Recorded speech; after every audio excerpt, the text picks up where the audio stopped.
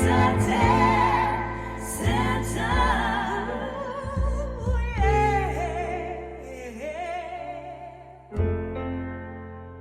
Hi, I'm Carrie Smith. And I'm Emma Skip, and welcome to It's a Death Sentence. This is a podcast that takes a lighter look at the heavier things. So, if you want some of this... So somebody could have been dead for a week and end up with you. Or maybe longer, and somebody might say, oh, there's a really bad smell. Or... A little bit of this. I haven't got a tissue. I'll get you one. You got one. And plenty of this. So original. Fucking hell. Then this is the show for you. Because Life, it's a death sentence.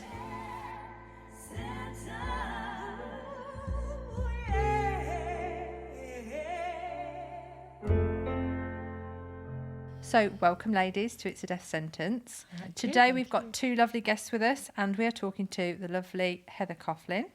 And you are Head of Family Support Services at Primrose Hospice, is that right? Thank you. And your role covers lots of stuff, doesn't it? Including support for young people, and I'm told you've got an incredible team behind you. Absolutely, thank you. Yeah. And we're also joined by Mel Van Blockley, which we've just discussed is the most rock and roll name of the day. She's a superstar. Sorry to disappoint you. Apart from being a superstar, you are also a clinical nurse specialist at Primrose Hospice. I am. And your role includes delivering clinical support, physio and group support.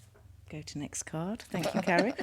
And for our listeners, the Primrose Hospice are an independent charity that supports families in the North East Worcestershire area.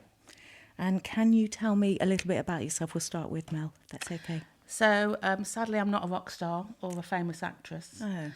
I've been nursing for 25 years. Wow. I know I look 21, but it's been a while. Took a long time to get into nursing.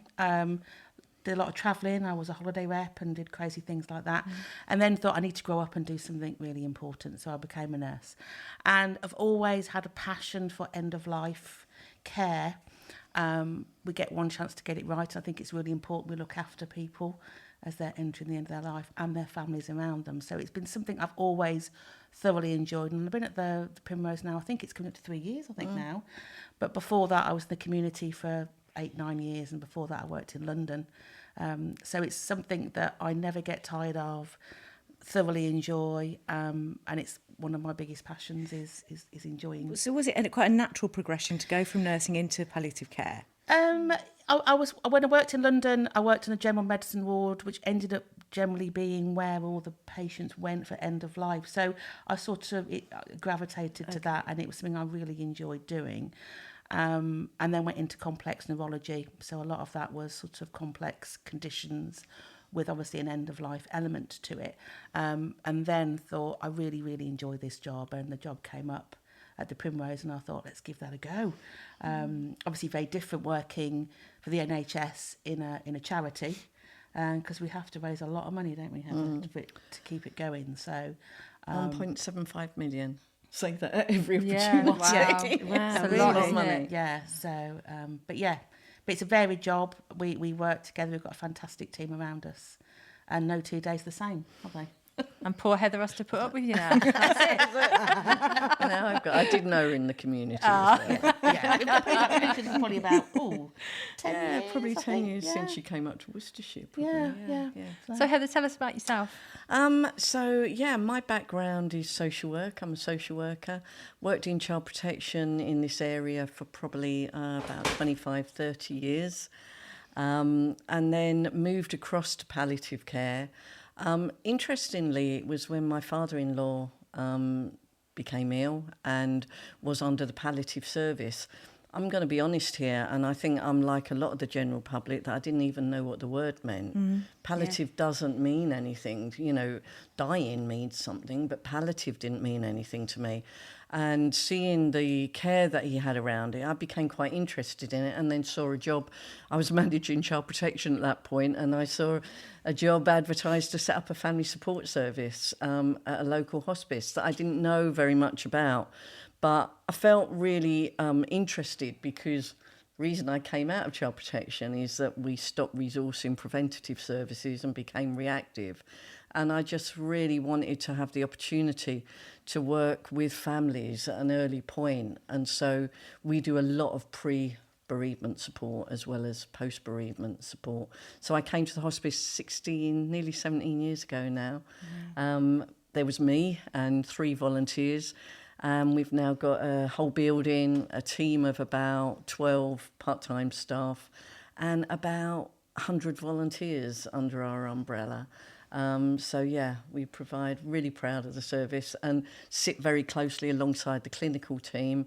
And I think we complement each other very well. We do. Very lovely, both of you. Yeah. So you've just, Heather, you've just let us know that you've been there 16, 17 years. What about you, Mel? How long have you been with the Primrose? 3 years. 3 years in May, I think. We come with the party, I think. And we've already learnt a little bit about the services that you offer as a whole. But for our listeners, can you just try and go through all of the services you offer? Do you want to go first or do you want? You go first. So for the clinical side of things, we see anyone that has a life-limiting condition. Historically, I think hospices would only see people that had cancer. Now it's anyone that has a condition that may shorten their life. So we see lots of people with neurology issues, so that's things like motor neuron disease, MS, Parkinson's, end-stage heart failure, and of course cancer. So people come and see me, and we have a chat about things, and often I am just someone to get to see these days because you can't get to see your GP. So they come and see me. We do lots of symptom control issues, maybe that's pain or nausea or whatever, and then signpost them to the services that the hospice as a whole provide. We have day hospice sessions that run throughout the week. We have a specialist neuro Monday where they do a lot of work with the physio to keep them as active as possible. We work very closely with a complementary therapy service, arts and crafts, and lots of other standalone things that we do. So coming in to see me is a lot about signposting out to other services that people need to use, benefits advice as well, counselling, and then sometimes I just see people. I have my own clinic to look after them. So it's a really big team really that we all work together. And I think our mantra across the board is it's about holistic care. It's not just about the symptom. It's not just about what's wrong with somebody. It's actually making sure every part of that person and their family is well supported. Brilliant. So under the family support umbrella, we have 5 strands to that.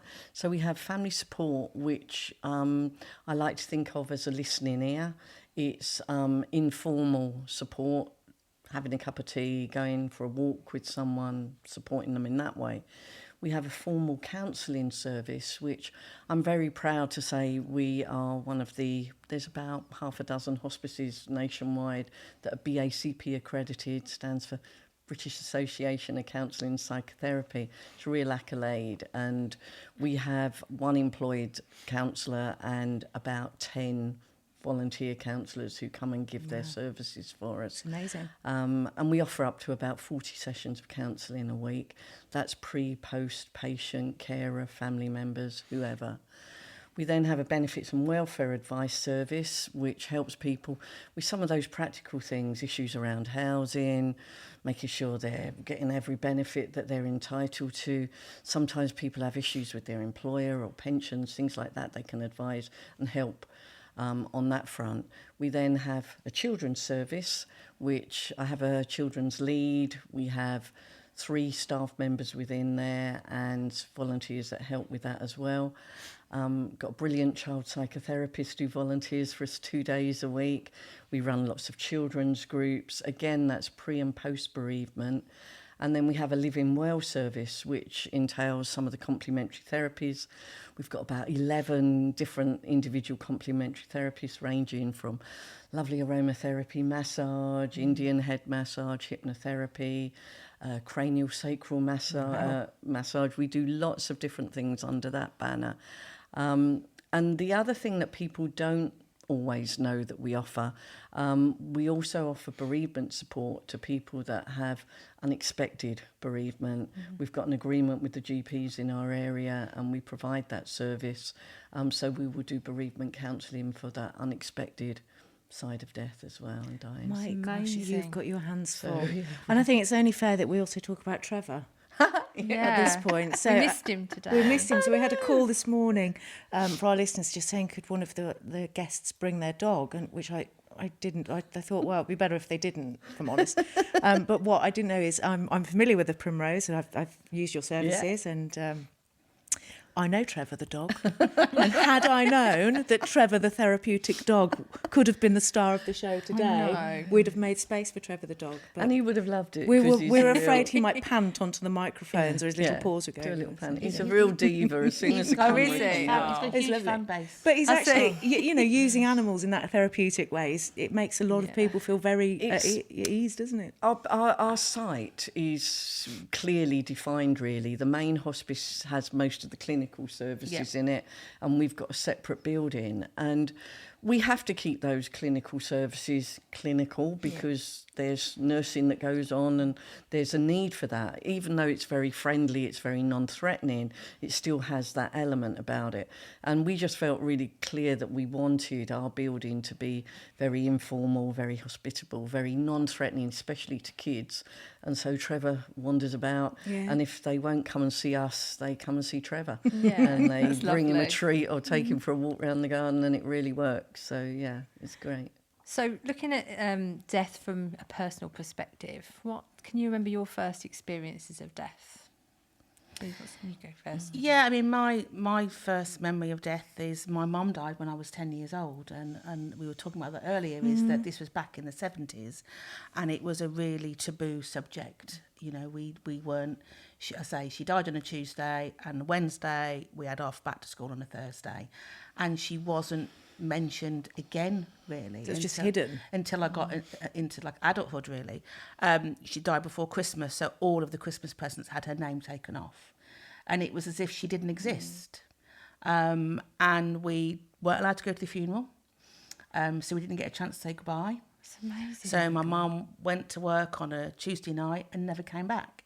And so, you know, we didn't have the support that we offer at the Primrose, the bereavement support with the children's services, and you just had to get on with life. And that was hard, and I think it's shaped probably myself and my other siblings about how we've grown as adults, really. And it wasn't a good time, to be honest with you, back in the day, because we weren't allowed to talk about her. Our family thought they were doing us a favour. You know, there was no support at school. You know, the kids at school knew that my mum had died because she made the papers. So they were all talking about it. But we weren't allowed to talk about it as a fammy. It was a very And quite a taboo. was that the case throughout then your childhood and going into adulthood? It was just kept very hush hush. Yeah, it was, and it's sort of, you know, through the years, obviously other family members have died. You know, my grandparents, my dad, and other people, friends, and maybe that's why I've sort of not thought about it really, but subconsciously thought I want to make a difference and make sure that we talk about death and dying, and we don't use I'm going to whisper now, the you know, we can't. Well, you talk said about that to it. me when we were outside. Yeah, It's we're so all- right. we're all We're gonna still die. skirting around that. We are all going to die. It's going to happen to all of us. I know we can't imagine it, but it will. And we hope it's going to be when we're in our 80s and 90s or whatever. But it's still, that word is a taboo subject. Death and the word hospice. I think those are the two words. And cancer, obviously, that get whispered. Yeah. Yeah. Although I think cancer, I think people are We're getting better. we're Yeah. getting better, and there's been a getting lot of better. awareness raised around that. So Yeah. we've just got a job to do, the four of us now. We're going to have to raise awareness Yeah. for death. Well, the big D. anyone that will listen, I mean, and again, it's the terminology, isn't it? It's about Yeah. dying is the word to be using, not using the word like lost or because where Passing are they? away. Where are they? Yeah. Passing away. Yeah. To where? Yeah, I to think where? when I saw the title of your podcast, I actually thought, hallelujah, because, you know, I often say to people, we've all got a terminal disease. It's called life. Yeah. We know what is at the end of it, but we go through life without ever thinking about it. And it's something that has become such a taboo. We had one little child that once came into us and said, where's this? Everyone keeps saying my nan's gone to live in Devon. Because they'd heard the heaven bit and thought it was that they'd gone to, you know, we don't Because it doesn't mean anything absolutely without nothing. it can't giving it context. Doesn't mean anything. When was the first time you experienced death? I suppose wasn't, well, my dad died on my 18th birthday, interestingly enough, and it was a real shock because I'd gone out. He was quite a strict father, and I'm not saying we had the closest, we weren't that close, but it was the first time I'd gone out on the Friday night, and I think I'd got drunk probably for, well, I won't say it was the first time, but Legally, the first time. Legally, well, the day before, legally. But he actually came and picked me up. And on the Saturday morning, I worked at Boots as a Saturday girl, and he dropped me into work, and he dropped me in the car. And then I was on the till in the afternoon, and my supervisor had to come and get me off and say, you've got to go home, because he died very suddenly of a heart attack. And it was really bizarre. I think you go into that sort of numb state of being that you can't get your head around it. And now that I work in this field, and I'm not saying I understand all those stages around grief, but some of those theories that are there for a way to help us make sense of it. And I think your body does go into shutdown. It's not whether you're close to that person, whether you're not so close, but what is happening is something that's so surreal, it throws everything out of tack. And we wonder why we struggle with it.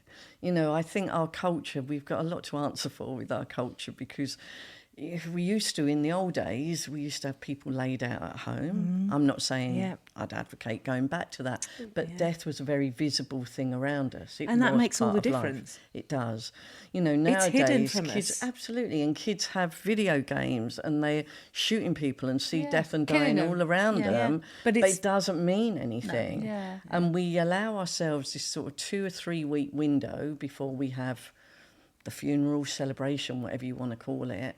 And we allow people to mourn for that bit, and then you get on with life. And when we think back to people like the Queen is more recent, but Diana was the biggie, I think, in our culture, where we had this incredible outpouring of grief for somebody that nobody knew in the nicest possible way.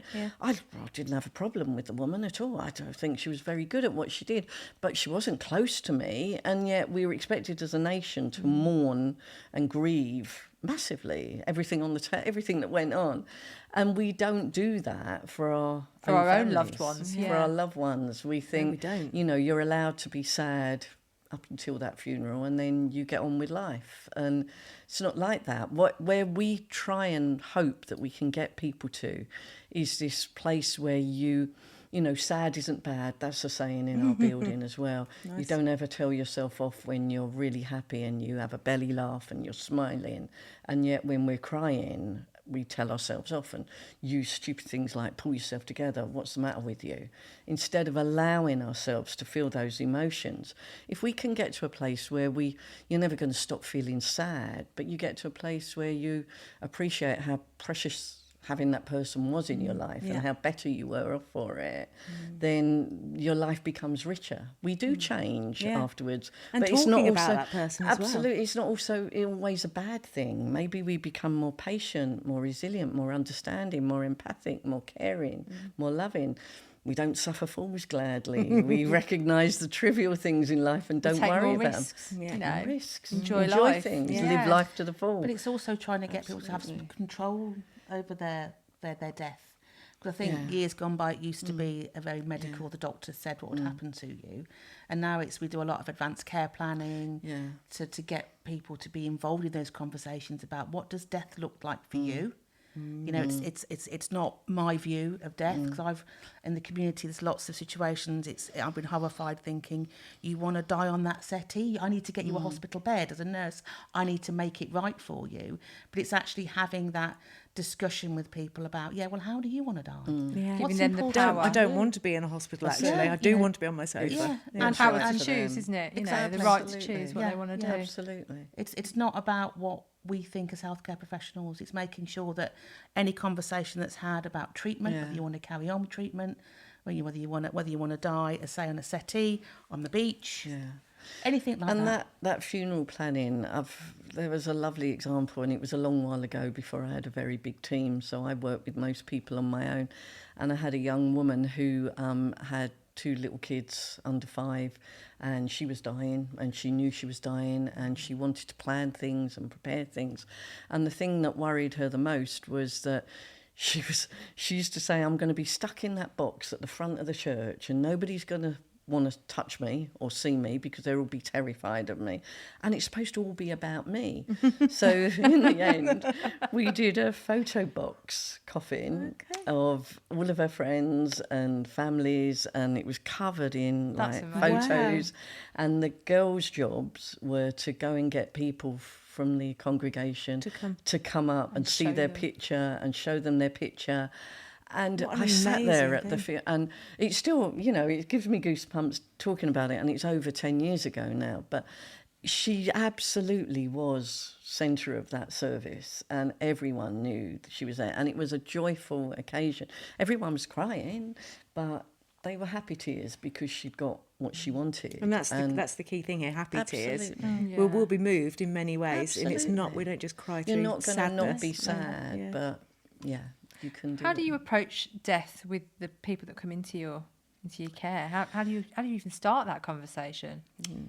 It's an interesting one because I suppose you can say they do know why they're there. Yes, You know, yeah, true. In some ways, Yeah.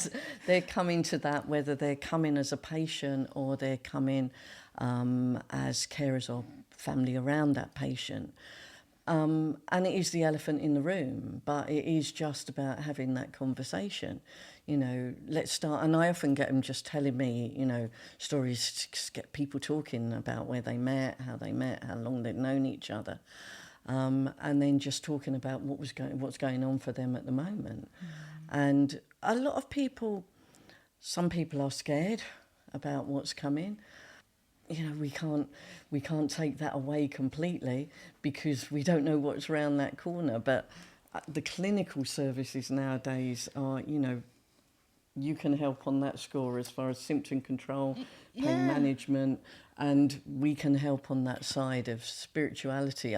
Whether you've got people that have a very strong faith, I'm often less concerned about than people. A lot of people are the ones that hedge their bets. I don't know about you. I'm a little bit like that. I'm like that. You know, if I lose something or I stub my toe, I want someone to make it better for me. But I don't, you know, have a massive faith. And a lot of people are like that nowadays. But I do have a spirituality, I think, that I would like to think goes on and goes somewhere and gives something back. Yeah. And a legacy that you hope you leave behind. So it's maybe just getting people to spend time thinking about that and also focus on, you know, providing some of that, what they want to leave behind for the people that are going to be here. You know, if we've got one tiny little opportunity, if we have, as we're thinking of it, a death sentence, if we all know we're going to die, but sometimes we know that a little bit earlier than others. Yeah. It's taking advantage of that window.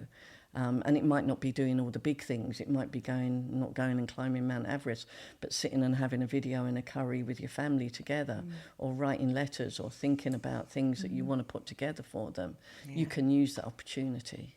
And what about you, Mel? I think how it's do you about being start those? honest. I think it's not shying away from that difficult question, you know, am I going to die? When's that going to be? I mean, obviously, I don't. When I first meet somebody for the first time, go in straight for the. So, hi, You're going my to name's die. Mel. Yeah. How do you like to die? Yeah. It's very much about, you know, it's gaining trust, and it's being honest and explaining that if the hospice they're about living with whatever they've got, not necessarily dying of. And sometimes people do come with the very difficult question, you know, when am I going to die? I need to know how long it's going to be. And I think a lot of clinicians now are very much not wanting to commit to that. You know, I can imagine. You know, a bit guarded. It's a bit guarded, your prognosis. What the hell does that mean? Or saying, we think you've got a few months. Again, is it 3 months, 12 months, 18 months? They're still months. So it's very difficult. You know, so it's basically about getting trust. If people are asking questions, being honest. If I don't know, I say I don't know. But I also say, never ask me a question you don't hear the answer to. Because I've got a really poor poker face. Yeah. I cannot lie. Yeah.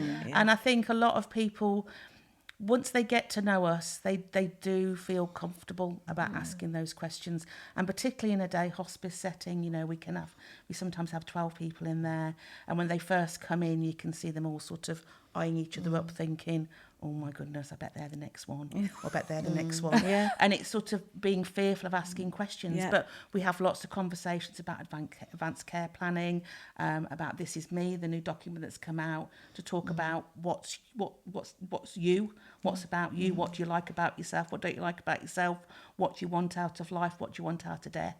So very much about being honest and getting people to trust you, really. And also the important thing is not being afraid of silence. Because often people try Fill and the fill silence. it, Yeah. Absolutely. and it's actually not doing that. Yeah. And sometimes it's just, especially on our bedded unit.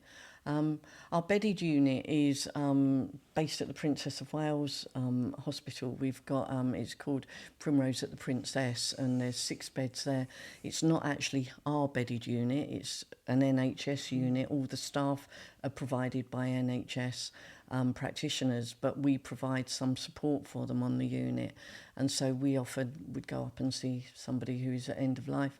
And sometimes, as Mel said, there are no answers. There isn't anything you can do, but just having somebody sitting there holding your hand. Hold a hand, or just being there in Yeah. presence can really, and the nursing staff on that unit are amazing. They have that time and they can do that with people, but sometimes we can just give that a little bit of assistance as well. I think that's what one of the privileges about being at the Primrose is.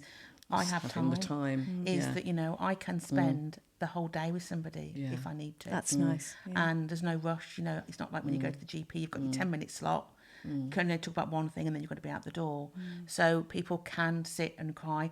And I'm not going to lie, sometimes I cry too. And that's my next question. And as long as they're not picking me up and holding me, There's got to be a human exchange there. There has, and There has to be. and that's something that I do, and all us as nurses, we all do it. And I think, from my perspective as a nurse, if you can't cry, then I think you're probably burnt out and need to change jobs. Yeah, because it's Massively- vocation, isn't it? Yeah, it's massively person-centred, isn't it? Yeah. So it's, if you can spend Absolutely. the whole day with somebody, Absolutely. it's amazing. Yeah. Your bedded units at that's where my mum was, Okay. and that's how I recognised you Yeah. earlier. And I'll just tell you a quick story, which is actually quite funny, and I'm all right with laughing about it, so please feel free. But she was basically the worst nightmare patient that anyone could ever imagine. So she was a very vivacious, very, very outspoken woman, and she came from the QE to the Princess of Wales. Yeah. I arrived just before her, and she was in a room just to the right as you go in. You could see out the window. It was very beautiful, and we put these coloured scarves up and tried to make it nice. And the doctor came in, and she sat up. She was emaciated basically at that time. She said, "Are you about to tell me I'm going to die?" Just as bold as... And I remember I had my head in my hands, because even in her death, she had that effect on everybody around her. And I remember thinking, we're in this unit that is designed for this, and you are the person that's probably just made it really hard. But that was her way. She was so direct. And the doctor, bless him, I'll never forget. But that Dr. Douglas. That would be Dr. I don't know, he's a very Douglas, mild-mannered man, Yeah. very kind, Yeah. very gentle, and was very... He handled her really well, when actually presented with that, I think for the most in people some with no ways- training would just go, what? Yeah, what In do I some say ways, now? it's, those direct questions, if we were all a little bit more like that. Like we've talked about children ask you those direct questions all the time. When are you going to die? When's that going to happen? And they just want an answer, and then they'll ask what's for tea and they'll go off and play. But we have little compartments that we put, our Put this happiness there, and our yeah, sadness and our grief and our crying and our joyfulness, and we don't allow those to merge. And if we were a little bit more honest with ourselves about our emotions, it'd be a lot more Yeah, easy. absolutely. Would you recommend a career in palliative care to other people? Oh, God, yeah. Yeah, Definitely. I think it's the most rewarding part of my nursing career in 25 years. I think it definitely is, and I think it's, yes, we've just talked about crying and getting emotional and getting sad when somebody does die, or that we've looked after. But if I know that I've done my best and they've had a good death, we've achieved what they want to achieve, they're comfortable, their family are well supported. I mean, we get one chance for someone to die. You don't do it more than once, which is good for the family as well, which helps with their grief and bereavement. I've done a great job, and that's that really You must be really makes feel you really proud. It's a massively humbling experience as well, because you become very, very close to these families in a very short space of time, and you are involved in some of the most intimate parts of their life, and I find that really humbling. It's a real privilege to be able to do that, and I honestly mean that hand on heart, that you come away at the end of the day, and as Mel said, if you give it your best shot, and sometimes we don't have all the answers, we have to be honest and say that, but you can go home feeling that you've done a good job. So yeah, I mean, it's very rewarding. It's like today. I had a lady that came to see me today. I saw her last week, and she'd been diagnosed with a cancer a week before, and came to see me. And she was going to come to day hospice. I saw her today and thought, "You don't look very well." So I took her to one side, and she said to me, "I'm dying, aren't I?" And I said, "Yes, you are." And so today I've got everything sorted and got her into a nursing home. We have to go to die where she wants to go. And it doesn't always work that way. I'm not saying it's always as slick as that, but within 2 hours she's got somewhere to go, and she's in a place of safety where she can probably, I imagine, just take a nice deep breath and think, I'm being looked after. And I'm ready now. I'm ready to go. Well, I think that's really pertinent on the fact that one of the things that I often think about now in this job is when you think how much we invest in this country, quite rightly so, in our antenatal care, at that point in our lives, we've got brilliant services across the board available to everybody. But at the other end, we're still so primitive in what we're offering. If we had really, really good palliative care, then we may not need some of the other things. It's interesting, isn't it? 'Cause that's almost the same as when you look at the staffing and the legislation around working in a nursery or earlier setting compared to working in a nursing home or a dementia setting or something like that. Exactly. It is absolutely outrageous that we're still like that. I think we'll see those changes, but it's still very And polar I opposites. think a way to go. The thing is about the amount of people that we see is, for what the amount of staffing we've got and all the wonderful volunteers, is we see a certain amount of people, but there's so many we can't see. And you think, today was a good thing that we got this lady in to go to, but how many people are not that lucky to have got involved with us, Or don't know the services are there. Don't even know it exists. and they're going to be dying on their own. In their own house without the care and the support, and it doesn't bear possibly thinking about, with does it? horrible symptoms that no one knows about, and that's really sad. It's terrible. I'm sure in your line of work you sort of come across people who believe all sorts of things, and you have to be respectful of that. But what do you think happens when we die? Do you want to go first, Heather? I touched on it earlier.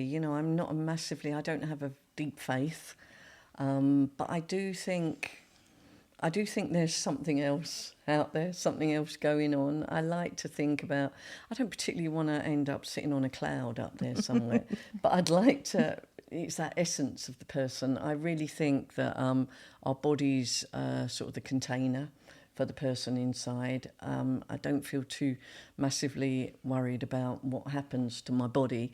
I will do some planning because, believe you me, it makes it 100% easier on the people afterwards if they don't have to make choices for someone. So I would always encourage people to do that. But I'm not too fussed about what happens to my body. But I like to think that I am going to go off somewhere nice to some of the beautiful places that I've enjoyed in my life.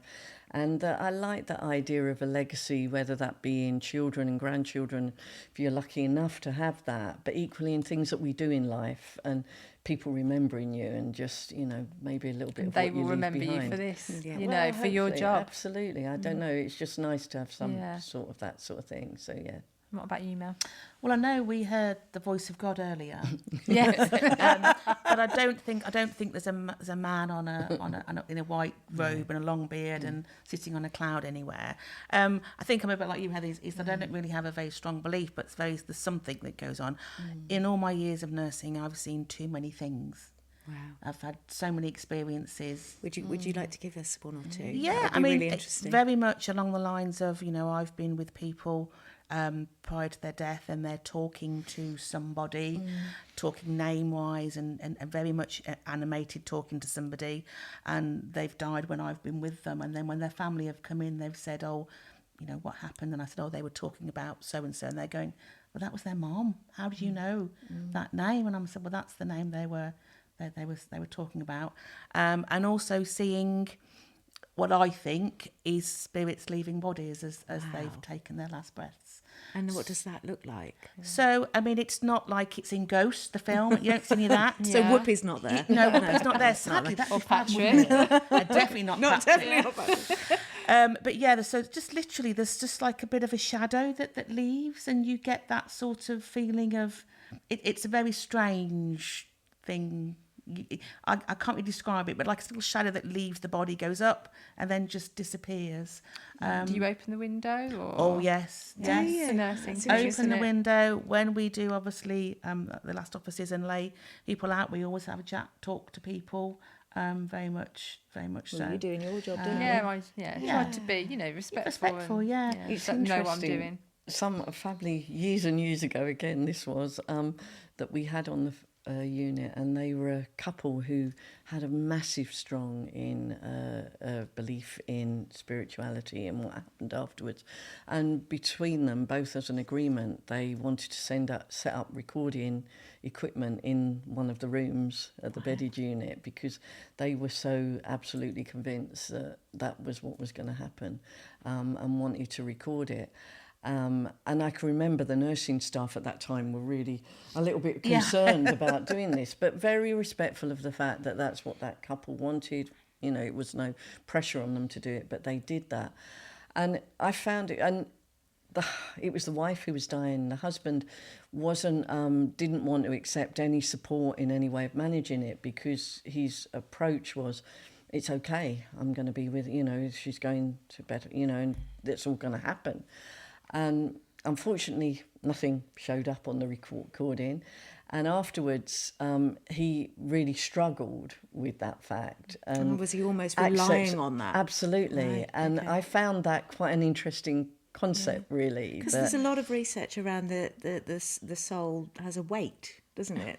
Absolutely, the seven something. Well, we've been like, £7. is that all? Yeah. It's not even Well, at it's least ounces, so. isn't it? Andy, what is Taking it? a baby, you want it to be a lot. 21 grams. grams. I mean, that's Because there was a nothing. film made about it. But there I'm is always something fascinated about to know that. anybody's experience, if, like you've just said. Yeah. There's this something visual but quite indescribable. And also, there can be like a really cold air. Yeah. I mean, And some people colder- report smell as colder well, than don't they? cold. I mean, that sounds really stupid. Like an icy. But like, not like you're going in the freezer. It's so cold. I've never felt that cold ever before, and you can feel that sort of coming past you. But it's sort of, feathers. Oh, I hear that a lot. Yeah. Robins. I mean, how many robins do we have Yeah. at the Primrose? It's sort of And butterflies. Butterflies, yeah. Lots And- of, yeah. lovely stories about that. And in some ways, I don't know, I'd like to think that I believe it. I'd rather believe than not believe. Yeah. And equally, if it gives people comfort, then in my book, anything that gives people comfort and they find helpful, then is worth. Have either of Yeah. you ever, we're staying with this subject just a little bit longer, but have either of you ever visited a medium? Yes. Yeah. Yes. A resounding yes. Let's start with you, Mel. Yeah, I mean, I've been to sort of like the ones that are in the the theatres and stuff like that, and never really. And I've been a bit don't really have a lot of faith in that, because when you get to a certain age, their grandparents have always generally disappeared. So I think it's a bit. But I had a personal experience, and I'll share this with you. Is a friend of mine who's very, very spiritual. She kept saying to me, "I need to come and see you." And I'm like, yeah, fine. She went, no, I need to come and see you. And I said, okay. So eventually she came to see me, and we got into my house, and she went, hold my hands. And I'm thinking, this is a bit weird. This is very, very weird. She said, just hold my hands. So I held her hands, and she said, close your eyes. And then I felt somebody unpeeling my hands from her hands, and I was holding somebody else's hands. And I think it's very strange. And then I had this feeling of love, warmth, the most fantastic feeling that whipped round me at such speed and then flew out of my head, and I had the most horrendous headache afterwards. And she said to me, "That was your mum. She's been trying to speak to you, but you're not talking to her." And she described her to a T. My mum's very short, and described her perfectly. And she said she's trying to talk to you through a, like when you go on holiday, you've got the sort of the fly net things. She said, and you're not answering her. That was her just letting you know that she's there. Wow. Oh, amazing. And did that give you some comfort? Oh, it was an amazing feeling, and it was just, yeah. And I know Very that she's physical around, as well. But it was such a really bizarre, and people go, "Yeah, really? Had you been on the gin?" And I hadn't. But it was such a powerful experience, yeah. Thank you for sharing that with us. Yeah, it's lovely. What about you, Heather? Nothing as extreme as that. All right. I don't know. I think it was something that I was always interested after my dad died, because of it being so sudden and me being quite young. And I can remember reading all the Doris Stokes books. Oh, I good old think Doris, probably, yeah. lots of people have read those. And I went to a few. I must admit, I never had massive, success or things that came out of them. But then I don't know what I was going for, if that makes sense. I didn't particularly want my dad to contact me, so it wasn't about that. But I think, like I say, I think I'm quite a spiritual person in the fact that I would just like to know more, Yeah. and that there is something more, because I can't believe that all of this is all there is. And I think, it's a little bit of our egos, really, to think that's it. I totally agree with that. And I wonder sometimes if it is our ego that just Yeah, forbids us that's to it. think, no, that's actually the end, it's final. That's it. You don't. Do you remember the time before you were born? No, you don't. So it's that's the same. I don't think we can, I have- really... Actually, I have got a slight that I'll tell you, because I find this thing, and it'll kill me for talking about it, but one of my children, I won't name him because he'll hate me, but, and my sister is a child psychotherapist. I don't know if you know the concept of indigo children. I did. I've heard of that, Somebody yeah. talked to me Well, about that only 2 weeks ago. Okay, well, my little boy definitely had a phase of that. When he was about 3 or 4, just turned round to me one day and said, "Where's my other mummy and daddy?" And I said, "What are you talking about?" And he went, "Where's that other mummy and daddy that I used to live with? And that house with the red front door and where I used to write?" Because they say they Past have lives, memories. And isn't it went on. And it's their for about formative 2 years, weeks. isn't it? Yeah. I don't know. I rang my sister and said, "Oh my God, what's going on Something's here?" wrong with him. Yeah, he's talking about all of this. And she told me this concept of them, and I read about it, and I didn't quiz him about it, but he talked about it non-stop for about 2 weeks and then just stopped. And I said to him once, "Have you forgotten about that other mummy and daddy?" And he looked at me and went, "What are you talking about?" He didn't have a clue what I was on about. Was he very But, young? Yeah, like I say, he was about 3 or 4. Yeah, He because was they really say up to the young. formative So, years, don't they? yeah. Say like 5 I or don't 6, know. if they're going to have this kind of insightful past My life daughter had thing. the same. Really? My Where does daughter that at that come from? sort of age, she talked about her other mum. Yeah. She said, "You're nicer than my other mum." She used to wear sandals and a white dress. Wow. At least you were nicer as That's well. it. Yeah, well, that's And it. better dressed then. Yeah. I remind my son of that. I didn't get any comments about that. Am I nicer than the other two? Did you like our me front more? door? You love me more, don't you? Yeah, yeah. How do you guys think we can get people talking about death, the death word, and normalise grief? Well, this helps, definitely.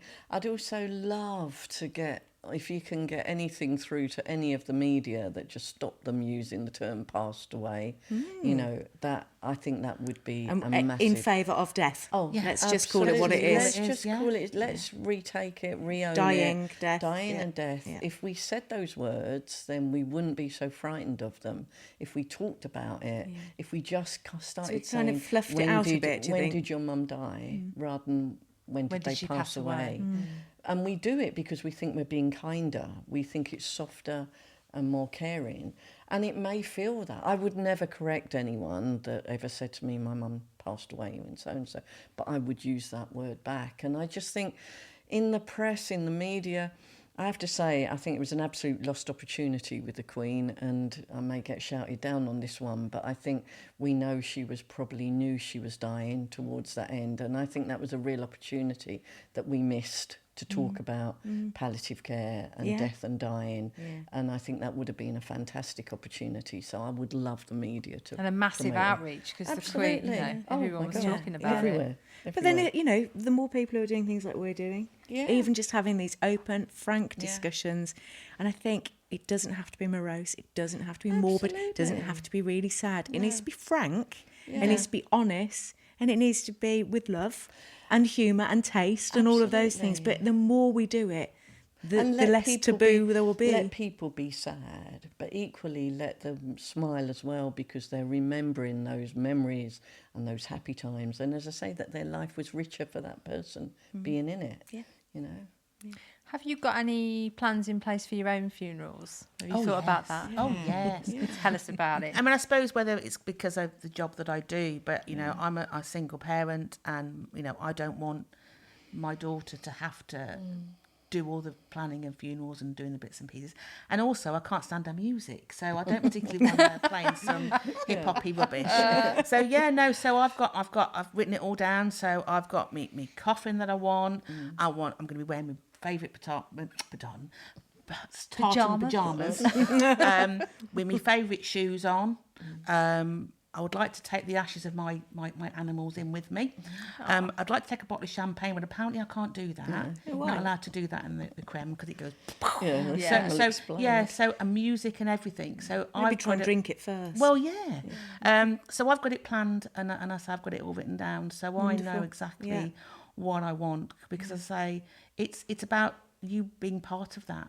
And I'm a bit like the person you're talking about. It's about me. It's my day. all about me. Let's have a little chat about Absolutely. You know. And what about you, Heather? Do you have plans? Yeah, I know the music I want. I know the coffin I want.